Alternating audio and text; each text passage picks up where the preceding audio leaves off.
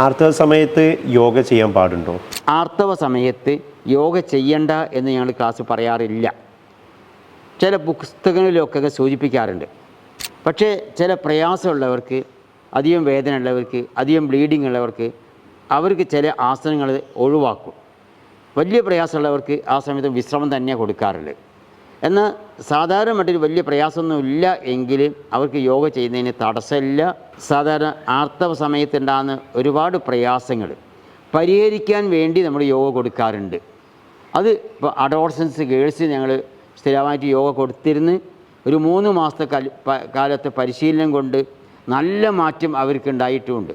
അപ്പോൾ അതൊരു പഠനം തന്നെ നടത്തിയിട്ടുണ്ട്. അപ്പോൾ ശരിക്കും ആർത്തവ സമയത്തുണ്ടാകുന്ന പ്രയാസങ്ങൾ പരിഹരിക്കാൻ യോഗ വളരെ സഹായകമാണ്. അപ്പോൾ ശരിക്കും ആർത്തവ സമയത്ത് യോഗ പരിശീലിക്കുക.